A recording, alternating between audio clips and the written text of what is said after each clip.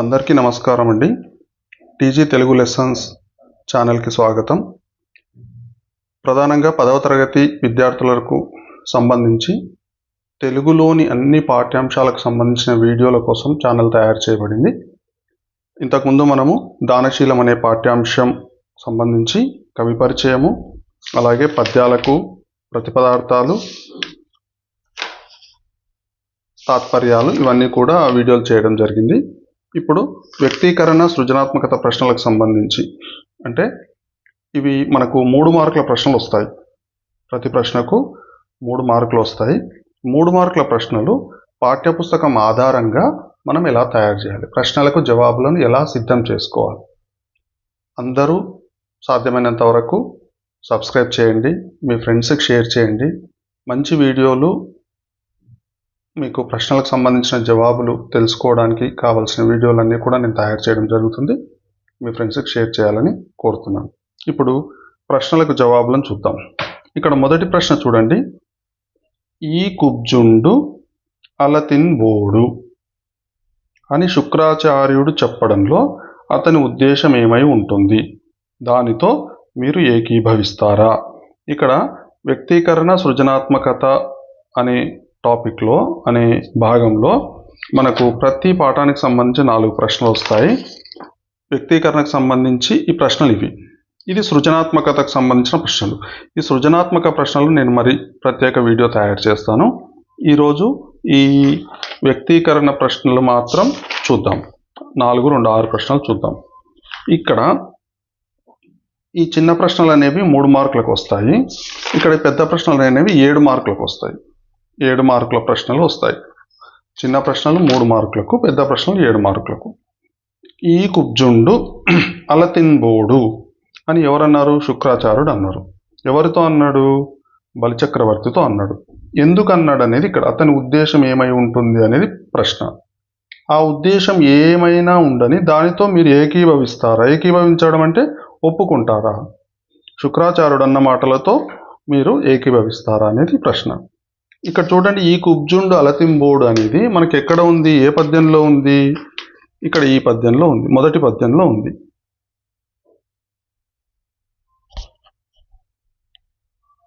ఇక్కడ చూడండి, ఈ కుబ్జుండు విశ్వంభరుడు అలతిన్బోడు అనే పద్యంలో ఉంది, మొదటి పద్యంలో. అంటే వచ్చినవాడు వామనుడు ఉత్త చేతులతో వెళ్ళడు, తక్కువ మొత్తంతో తీసుకొని వెళ్ళడు. వెళ్ళకి ఏం చేస్తాడు? ఏమంటున్నాడు? ఏం చేస్తాడు అంటున్నాడు?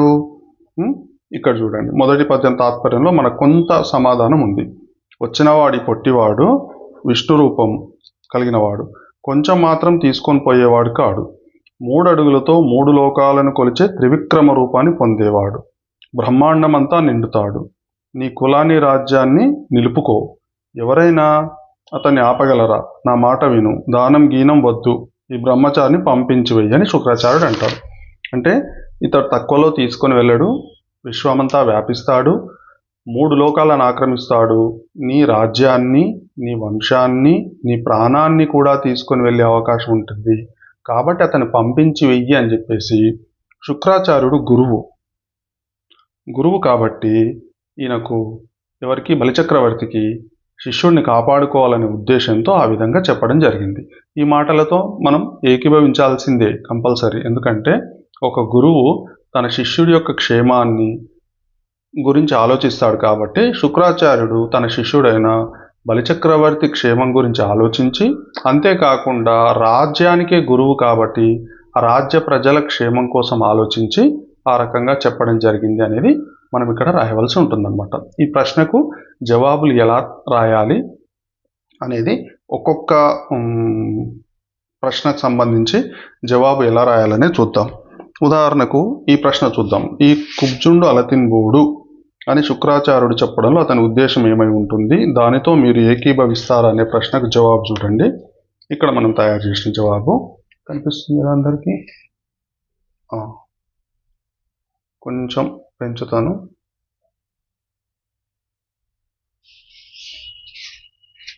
ఇక్కడ చూడండి, మొదటగా మనం ఏం చేయాలంటే ఈ ప్రశ్నలోని భాగాన్ని హెడ్డింగ్ లాగా మార్చుకోవాలి. ఈ కుబ్జుండు అలతిన్బోడు అని శుక్రాచార్యుడి మాటలలో అతని ఉద్దేశం ఏమై ఉంటుంది, దానితో మీరు ఏకీభవిస్తారా? దీన్ని హెడ్డింగ్ లాగా మార్చుకోవాలి. శుక్రాచార్యుడి మాటలలోని ఉద్దేశం అనేది హెడ్డింగ్ పెట్టుకోవాలి. ఈ కుబ్జుండు అలతిన్బోడు అనే శుక్రాచార్యుడి మాటలను నేను ఏకీభవిస్తున్నాను అంటే నేను ఒప్పుకుంటున్నాను, నేను కూడా శుక్రాచార్యుడి మాటలతోటి సమర్థిస్తున్నాను, ఒప్పుకుంటున్నాను. ఎందుకు? వచ్చినవాడు పొట్టివాడైన వామనుడు కేవలం తాను అడిగిన 3 అడుగుల నేలతో పోడు, 3 అడుగుల పేరుతో 3 లోకాలను ఆక్రమిస్తాడని, ఈ బ్రహ్మాండమంతా నిండిపోతాడని, బలిచక్రవర్తి రాజ్యాన్ని అంతేకాకుండా వంశాన్ని సైతం స్వాధీనం చేసుకుంటాడని శుక్రాచార్యుని మాటల్లోని ఉద్దేశం. ప్రశ్న జవాబు మొత్తం కనిపించే విధంగా కొంచెం తగ్గిస్తాను. ఇప్పుడు చూడండి. అందుకే బలిచక్రవర్తిని తన రాజ్యాన్ని, వంశాన్ని, ప్రాణాన్ని కూడా కాపాడుకోమని, అంతేకాకుండా ఈ దానం అనేది ఏదీ చేయకుండా వచ్చినవాడు ఎవరైతే ఉన్నారో అతన్ని పంపించి వేయమని శుక్రాచార్యుడు పలికి బలిచక్రవర్తిని కాపాడాలని అనుకున్నాడు. కావున శుక్రాచార్యుని మాటలతో నేను ఏకీభవిస్తాను అంటున్నాడు. ఇది ప్రశ్నకు సంబంధించిన జవాబు సరిగ్గా ఉంది. మనకి శుక్రాచార్యుడి మాటలలోని ఉద్దేశం మనం చెప్పాము, ఏకీభవిస్తున్నాం అనే విషయం కూడా చెప్పాను. దాని తర్వాత ఏం చేయాలంటే ఈ ప్రశ్నకు సంబంధించిన హెడ్డింగు ప్రశ్న స్వభావానికి సంబంధించి పారావైజ్గా కానీ లేదా పాయింట్ వైజ్గా కానీ రాయాలి. హెడ్డింగ్ రాసాము, ఇక్కడ పారావైజ్ రాసాము. చివరన ప్రశ్నకు సంబంధించిన ఏదైనా ఒక కొటేషన్ కానీ, సూక్తి కానీ, సామెత కానీ, జాతీయం కానీ రాస్తే ఈ ప్రశ్నకు అదనపు అందం చేకూరుతుంది. దాన్ని కొంచెం ఇట్లా ఈ రకంగా మీరు క్రేయాన్ తోటి క్లియర్ చేశారనుకోండి, క్రేయాన్ తోటి దాన్ని మొత్తం ఫిల్ చేశారనుకోండి, చూడడానికి అందంగా అనిపించి ఎగ్జామినర్ కూడా ఏం చేస్తాడంటే దీనికి పూర్తి మార్కులు వేసే అవకాశం ఉంటుంది. ఇది ప్రశ్న జవాబు. ఈ రకంగా మొదట హెడ్డింగ్ రాయాలి, తర్వాత దానికి సంబంధించిన జవాబు పారావైజ్ కానీ లేదా పాయింట్ వైజ్గా కానీ రాసి, ఆ తర్వాత దీనికి సంబంధించిన ఏదైనా ఒక కొటేషన్ కానీ, సూక్తి కానీ, సామెత కానీ, జాతీయం కానీ, మంచి మాట కానీ రాసి దాన్ని కొంచెం క్రేయాన్తో ఫిల్ చేసి దీని కింద ఒక 2 గీతలు కానీ కొట్టేసామనుకోండి, ఈ ప్రశ్న జవాబు పూర్తి అవుతుంది. ఇప్పుడు ఇదే ప్రశ్న, ఇలాంటి ప్రశ్నలు మనకు వచ్చినప్పుడు పరీక్షల్లో ఎగ్జామినర్ ఒక 3 టిక్కులు పెట్టేసి ఇక్కడ 3 మార్కులు వేసే అవకాశం ఉంటుంది. ఈ ప్రశ్నకు జవాబు అర్థమైనట్టే కదా. రెండో ప్రశ్నకు వెళ్దాం. రెండో ప్రశ్న చూడండి. హాలికునికి కావలసిన వసతి సౌకర్యాలు ఏ విధంగా ఉంటే అతడు తృప్తి చెందుతాడు? రెండో ప్రశ్న చూడండి. ఇప్పుడు హాలికునికి కావలసిన వసతి సౌకర్యాలు. హాలికుడు అంటే రైతు. హాలికుడు అంటే ఎవరు? రైతు, వ్యవసాయదారుడు, కృషివలుడు. మనకి 7వ తరగతిలో ఉంటుంది ఈ పదం. ఈయనకు ఏ రకమైన వసతి సౌకర్యాలు ఉంటే అతడు తృప్తి చెందుతాడు అంటే మంచి పంటలు. రైతు తృప్తి చెందాలి అంటే మంచి పంటలు పండాలి. మంచి పంటలు పండాలి అంటే అతనికి ఏ రకమైన సౌకర్యాలు ఉండాలి చెప్పండి. అసలు ఈ హాలికుడు, రైతు అనేది దానశీలం పాఠంలో మనకి ఎక్కడ వచ్చింది అంటే ఇక్కడ వచ్చింది. చూడండి ఒకసారి. ఇక్కడ ధాత్రిని హాలికునకు, హలికునకు అనేది ఇది హాలికునకు. సుక్షేత్రము, క్షేత్రం అంటే పొలం. బీజములు, బీజము అంటే విత్తనం. ఒకట చేకురు బంగిన్. ఇక్కడ రైతు తన పంట బాగా పండాలి అంటే కావలసిన సౌకర్యాలు ఏం కావాలి అని ప్రశ్న అడుగుతున్నాడు అనమాట. ఆ ప్రశ్నకు జవాబు మనం చాలా సులభంగా ఊహించడానికి అవకాశం ఉంటుంది. రైతుకి ఏ సౌకర్యాలు ఉంటే మంచి పంట పండుతుంది? ఒకసారి జవాబు చూడండి. దీనికి హెడ్డింగ్ ఏం తయారు చేసుకోవాలి? ప్రశ్నలోని భాగాన్ని హెడ్డింగ్ తయారు చేసుకుందాం. హాలికునికి కావలసిన వసతి సౌకర్యాలు ఏ విధంగా ఉంటే అతడు సంతృప్తి చెందుతాడు. దానికి హెడ్డింగ్ హాలికునికి కావలసిన వసతి సౌకర్యాలు. హాలికుడు అంటే రైతు. రైతుకు ఏ రకమైన వసతి సౌకర్యాలు ఉండాలి అంటే చూడండి, హాలికుడు అనగా రైతు. రైతు సంతృప్తి చెందే విధంగా ఉండాలంటే బాగా పంటలు పండించగలగాలి. రైతు బాగా పంటలు పండించాలంటే క్రింది వసతి సౌకర్యాలను కలిగి ఉండాలి. ఏమేం కావాలి? మంచి పొలం కావాలి, సారవంతమైన పొలం, అలాగే శ్రేష్టమైన విత్తనాలు కావాలి, మంచి విత్తనాలు కావాలి, అలాగే సాగుకు కావాల్సిన నీటి సౌకర్యాలు కావాలి, నీటి సౌకర్యాలు, అలాగే ఎరువులు, పురుగు మందులు అవసరం, పురుగు మందులు, రైతుకు సహాయంగా పశువులు కావాలి, నాగలి దున్నడానికి కానీ గుంటక కొట్టడానికి కానీ, సమయానికి తగినంత మంది కూలీలు కావాలి. కూలీలు దేనికి? పంటను కోయడానికి, విత్తనాలు విత్తడానికి, పంటను తరలించడానికి మంచి రవాణా సౌకర్యాలు ఉండాలి. ప్రభుత్వ పరంగా మార్కెట్ సదుపాయాలు ఉండాలి. ఎందుకు? పంటను అమ్ముకోవడానికి ప్రభుత్వం సబ్సిడీలు ఇవ్వాలి. సబ్సిడీలు అంటే ప్రభుత్వం ముందుగా రైతుకు కొంత డబ్బు రూపేణ కానీ, ఎరువుల రూపేణ కానీ, విత్తనాల రూపేణ కానీ తక్కువ ధరకు అందించడం. బ్యాంకుల నుండి లోన్ సదుపాయాలు కావాలి. ఈ రకంగా ఒక 10 రకాలం రాసాము. ఇందులో మీరు 5-6 పాయింట్లు రాసినా కూడా 3 మార్కులు పడే అవకాశం ఉంటుంది. పై విధంగా వసతి సౌకర్యాలను కలిగి ఉంటే రైతు మరింత సంతృప్తిగా పంటలు పండించగలుగుతాడు. కింద చూడండి, ఒక చిన్న కొటేషన్ రాసాము, రైతు దేశానికి వెన్నెముక. ఇక్కడ ఇంకా వేరే కొటేషన్ కూడా రాసుకోవచ్చు. రైతే రాజు, ఇక్కడ రైతే రాజు అని కూడా రాసుకోవచ్చు. ఇంకొక కొటేషన్ కూడా రాసుకోవచ్చు. మనం రైతే రాజు అనే కొటేషన్ కూడా రాసి దాన్ని క్రేయాన్తో ఫిలప్ చేయవచ్చు. క్రేయాన్తో ఫిలప్ చేసే ఎగ్జామినర్ గుర్తుపట్టడానికి అవకాశం ఉంటుంది. చూడగానే విద్యార్థి బాగా చదివాడు, మంచి నాలెడ్జ్ ఉందన్న ఉద్దేశంతో, మంచి రాత ఉంది అన్న ఉద్దేశంతో 3 టిక్కులు పెట్టేసి 3 మార్కులు వేసే అవకాశం ఉంటుంది. ఇది 2వ ప్రశ్న. ఇక 3వ ప్రశ్నకు వచ్చేస్తే, 3వ ప్రశ్న చూడండి, సిరి మూట కట్టుకొని పోవంజాలిరే అనడంలో బలిచక్రవర్తి ఆంతర్యం ఏమై ఉంటుంది? 3వ ప్రశ్న. ఒకసారి ప్రశ్న చూడండి. ఇది ప్రశ్న. సిరి మూట కట్టుకొని పోవంజాలిరే అనడంలో బలిచక్రవర్తి ఆంతర్యం ఏమై ఉంటుంది అనేది ప్రశ్న. ఎందుకన్నాడు సిరి మూట కట్టుకొని పోవంజాలిరే అని బలిచక్రవర్తి? ఎందుకన్నాడు? అసలు ఏ ఉద్దేశంతో అన్నాడు సిరి మూట కట్టుకొని పోవంజాలిరే అని? ఇక్కడ చూడండి, ఇది మనకి ఎక్కడ వచ్చింది? ఏదో పద్యంలో వచ్చింది. ఇక్కడ కారే రాజులు అనే పద్యంలో వచ్చింది. చూడండి, కారే రాజ్యములు కలుగవే గర్వోన్నతిం పొందరే వారేరి సిరి మూట కట్టుకొని పోవంజాలిరే. అంటే నాకన్నా ముందు రాజులున్నారు, రాజ్యాలున్నాయి, వారు కూడా సంపాదించారు, కానీ వారెవరు కూడా సిరి సంపదలను మూట కట్టుకొని పోలేదు. కేవలం ధర్మాన్ని, దాన ధర్మాలను, కీర్తి ప్రతిష్టలను మాత్రమే వాళ్ళు తీసుకొని వెళ్ళారు. వాళ్ళు వెళ్ళినా కూడా కీర్తి ప్రతిష్టలు మాత్రమే మిగిలి ఉన్నాయి. శిబి లాంటి చక్రవర్తులను వారు గుర్తుపెట్టుకున్నారు అని ఇక్కడ 3వ ప్రశ్నకు సంబంధించి జవాబు. దీన్ని మనము ఏ రకంగా రాస్తే బాగుంటుంది అనేది ఒకసారి చూద్దాం. ఒకసారి చూడండి, కనిపిస్తుంది. సిరి మూట కట్టుకొని పోవంజాలిరే అనడంలో బలిచక్రవర్తి ఆంతర్యం ఏమై ఉంటుంది? ఆంతర్యం అంటే లోపలి మాట, అంటే ఆయన మనసులో ఎందుకు ఆ రకంగా అన్నాడు అన్నమాట. బలిచక్రవర్తి మాటలలోని ఆంతర్యం చూడండి ఒకసారి. బలిచక్రవర్తి సిరి సంపదలను తమతో పాటు చనిపోయేటప్పుడు వెంట తీసుకుపోతారా అనే మాటలలోని ఆంతర్యం ఏమిటంటే, పూర్వం ఎందరో రాజులు పరిపాలించారు, వారికి రాజ్యాలు ఉన్నాయి, వారిలో చాలామంది ఎంతో సిరి సంపదలను కూడబెట్టారు.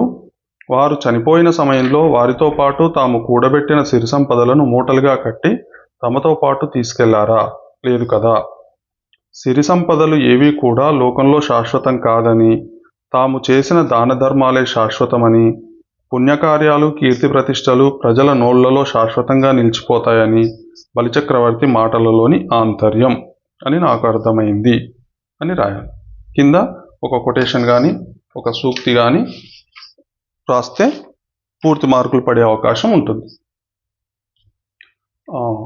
వీలైతే ఇక్కడ ఈ చిన్న కొటేషన్ రాశాం కదా, సిరి సంపదలు తాత్కాలికం, కీర్తి ప్రతిష్టలే శాశ్వతం అనే దాన్ని మనం ఏం చేద్దామంటే చిన్నగా ఏదైనా ఒక కలర్ క్రేయాన్ తోటి దీన్ని ఫిల్ చేద్దాం.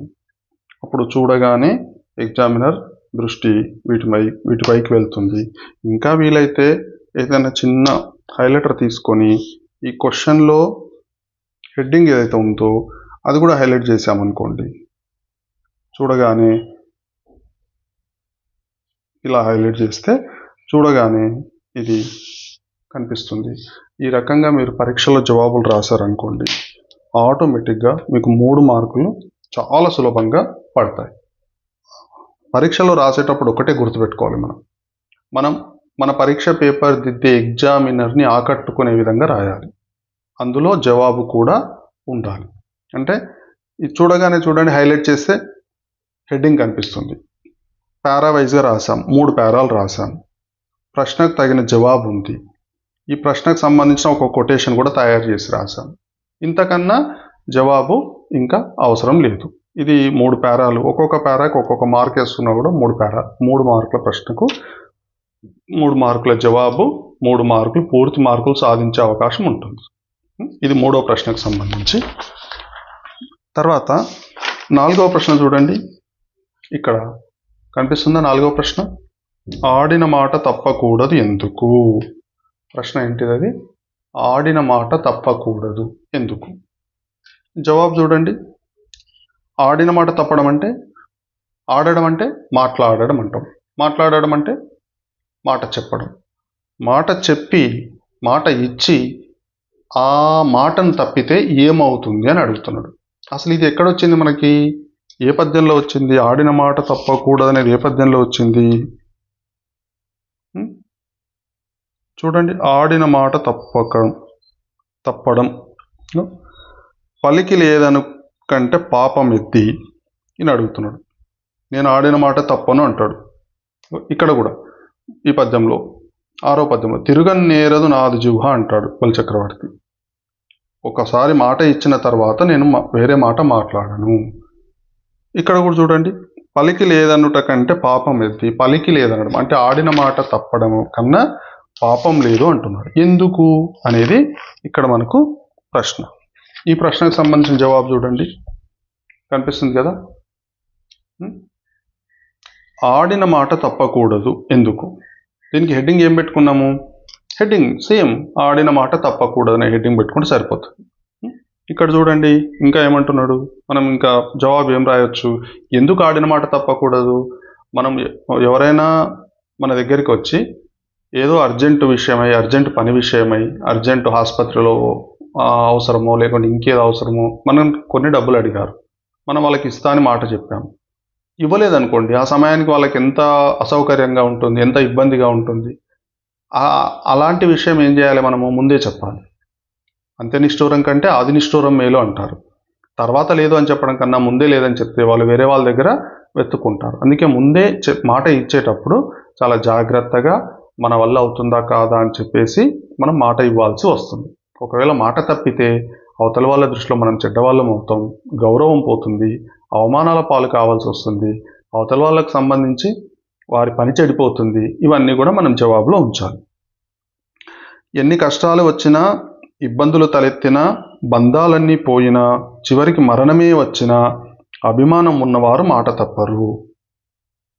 మాట తప్పడం కంటే మరణం లేదు, అది మహాపాపం లాంటిది. పూర్వం భూమాత ఎంతటి చెడ్డవాడినైనా నేను భరిస్తాను, కానీ మాట ఇచ్చి తప్పిన వారిని నేను మోయలేను అని అన్నది. ఆడిన మాట తప్పడం వలన మనం మోసం చేసిన వాళ్ళం అవుతాం. మన మీద అవతలి వారికి నమ్మకం పోతుంది, సమాజంలో గౌరవం నశిస్తుంది, నిందలు వస్తాయి. కాబట్టి ఆడిన మాట తప్పకూడదు అనే జవాబు ఇక్కడ రాయాలి. దీనికి సంబంధించి కింద కొటేషన్ రాసాం కదా. ఏంటి ఆ కొటేషన్? సత్యమేవ జయతే, సత్యం పలకాలి, ఆడిన మాట తప్పకూడదు అనేది హెడ్డింగ్. ఈ హెడ్డింగ్ను కూడా మనం క్రేయాన్తో ఫిల్ చేయవచ్చు. హైలైటరే వాడాలని ఏమీ లేదు, క్రేయాన్ కూడా ఫిల్ చేయవచ్చు. ఇది జవాబు. ఈ జవాబును మనము 3 మార్కులకు రాసి ఈ రకంగా మనం ప్రజెంటేషన్ చేస్తే తప్పక 3 మార్కులు పడే అవకాశం ఉంటుంది. ఎప్పుడైనా సరే జవాబు రాసేటప్పుడు తప్పు కనపడకూడదు. చూడండి, జవాబులో ఒక్క తప్పు లేదు. ఓవర్ రైటింగ్ ఉండకూడదు, అంటే అక్షరం మీద అక్షరం రాసి గజిబిజి చేయకూడదు. రెండవది అక్షర దోషాలు ఉండకూడదు, అంటే ఒత్తులు కానీ సంయుక్త అక్షరాలు కానీ లేకుంటే ఏదైనా సరే అక్షర దోషం అనేది ఉండకూడదు. తప్పనిసరిగా తప్పులు లేకుండా అక్షర దోషాలు లేకుండా 1-2 ఉంటే పర్వాలేదు, కానీ ప్రతి పదానికి లేదా వాక్యానికి తప్పులుంటే మనకు 1 మార్కు కట్ చేసే అవకాశం ఉంటుంది. ఇట్లాంటి జవాబు రాస్తే మనకు 3 మార్కులు పడే అవకాశం ఉంటుందన్నమాట. నెక్స్ట్ ఇవి 3 మార్కుల ప్రశ్నలు 4. నెక్స్ట్ 7 మార్కుల ప్రశ్నలు చూడండి. ఏమంటున్నాడు 7 మార్కుల ప్రశ్నలు? నేటి సమాజానికి దానగుణం గల వ్యక్తుల అవసరం ఏమిటో వివరించండి అంటున్నాడు.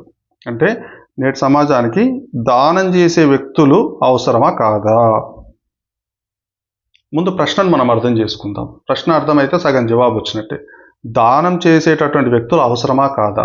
అవసరం. ఎందుకంటే సమాజంలో అన్ని వర్గాల ప్రజలు ఉంటారు, పేదవాళ్ళు ఉంటారు, కడు దీన స్వభావం కలిగిన వారు ఉంటారు, ఏమీ లేని వారు ఉంటారు, బట్ట లేని వారు ఉంటారు, తిండి లేని వారు ఉంటారు. వీరందరికీ సహాయపడడానికి ప్రభుత్వం ప్రయత్నం చేస్తూనే ఉంటుంది.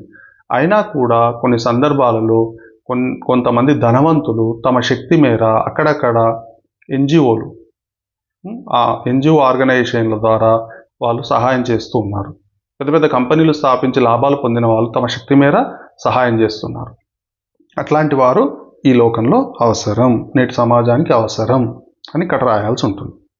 ఇది పాఠ్యభాగ సారాంశం గురించి సొంత మాటల్లో రాయండి అంటే, ఈ పాఠంలో బలిచక్రవర్తి దగ్గరికి విష్ణువు దానం అడగడం సందర్భం నుంచి ఆయన దానం ఇచ్చే సంఘటన వరకు జరిగింది మొత్తం రాయవలసి ఉంటుందన్నమాట. ఒకసారి చూడండి, ఇక్కడ ముందు ఈ ప్రశ్న చూద్దాం. నేటి సమాజానికి దానగుణం కలిగిన వ్యక్తుల అవసరం ఏమిటో చూడండి, ఇక్కడ కనిపిస్తుంది కదా.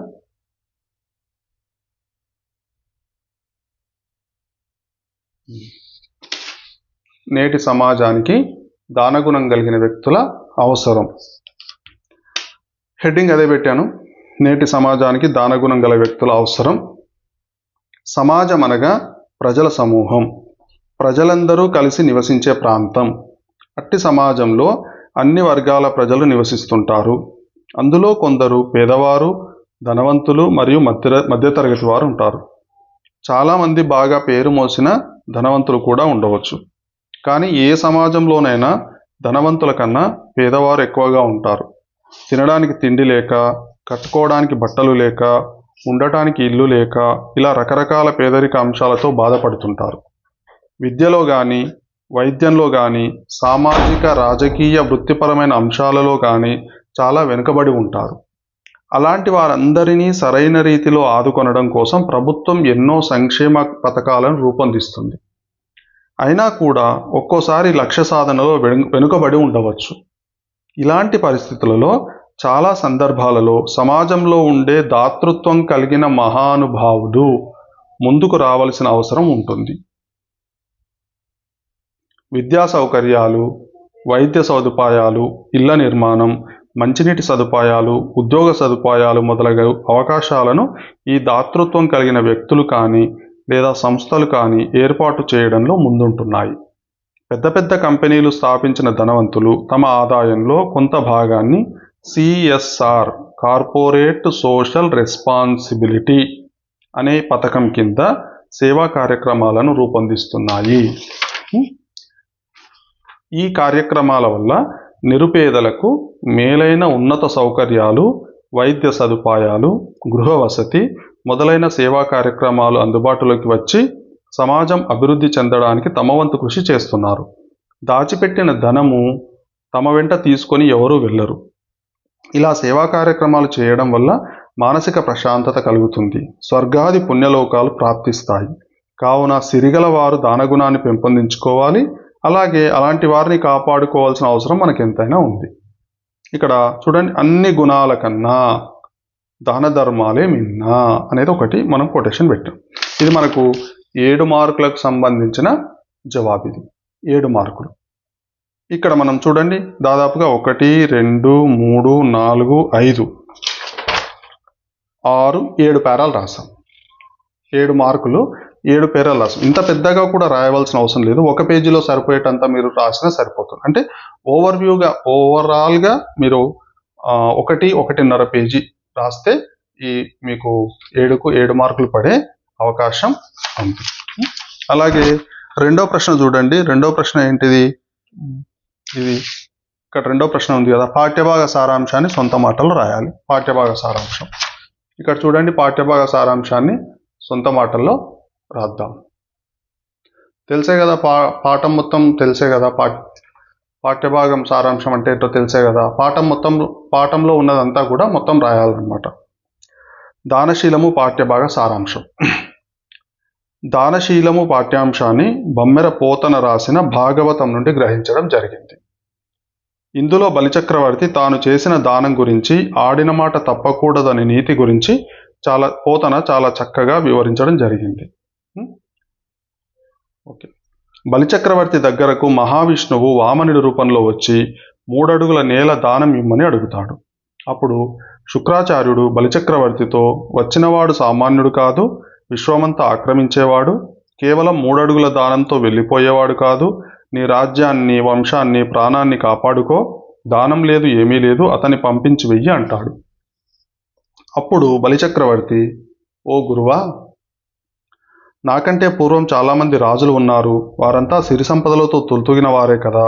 వారి పేరు భూమి మీద ఉందా? కేవలం ధర్మకార్యాలు నెరవేర్చిన శిబిచక్రవర్తి లాంటి రాజులనే ఈ భూమి మీద గుర్తుంచుకున్నారు కదా. అయినా ఒకసారి మాట ఇచ్చాను, ఇచ్చిన మాటను తప్పలేను.